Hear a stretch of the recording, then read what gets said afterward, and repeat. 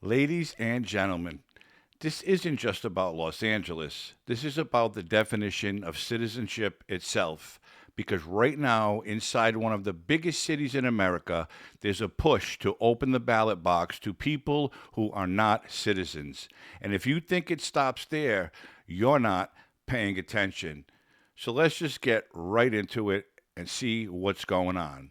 A Los Angeles City Council member, Hugo Soto Martinez, is pushing a proposal to amend the city charter so that non citizens could potentially vote in local elections.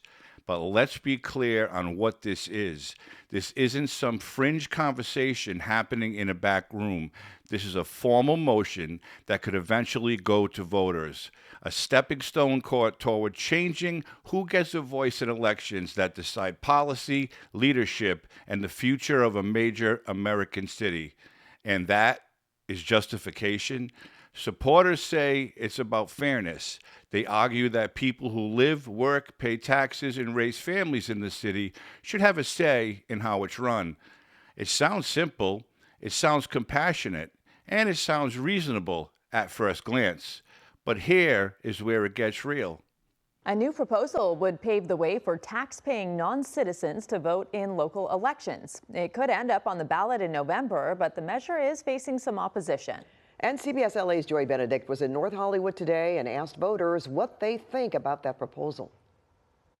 For me, this is a simple issue of fairness. LA City Council member Hugo Soto Martinez speaking out Thursday about his new proposal to allow non-citizen voting in local elections. I believe they deserve a voice in the city they helped build. This coming one day after he proposed the change in the city's charter, sparking support and criticism. I'm not sure. I mean, I realize in local elections they are affected by the vote.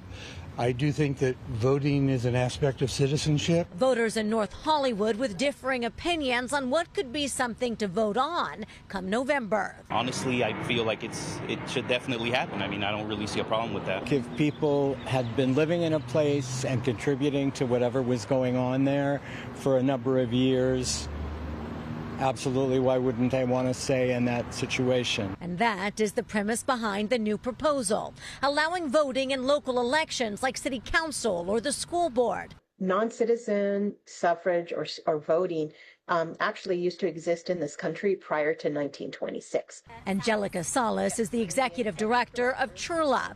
She says non-citizen voting already takes place in San Francisco and other states like Vermont and Maryland. Close to 40% of the city of Los Angeles is composed by immigrants.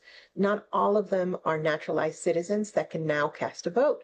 The majority, in fact, are individuals who are green card holders, refugees, DACA holders, people with temporary protected status. But other organizations say it's not right. The Federation of American Immigration Reform issued a statement saying, in part, voting is a right and privilege of citizenship, and extending it to people who have not yet become citizens or who are here illegally renders citizenship meaningless.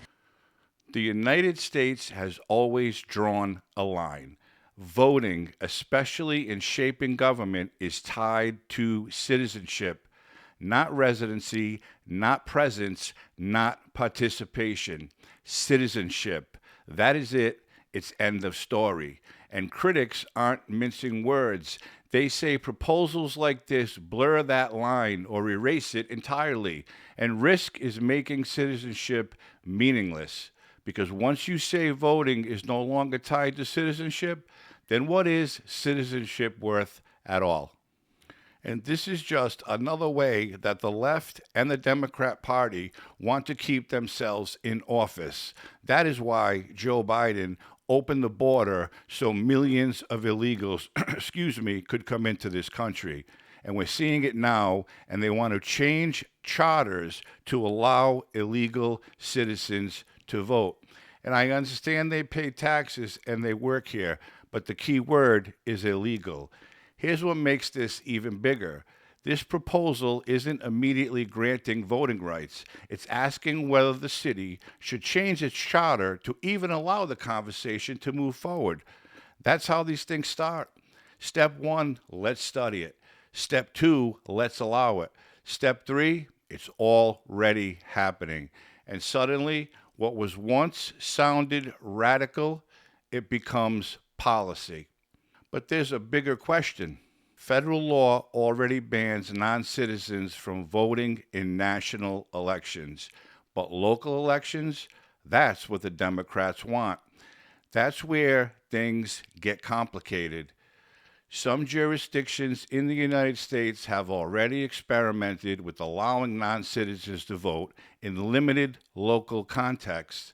So this isn't just hypothetical.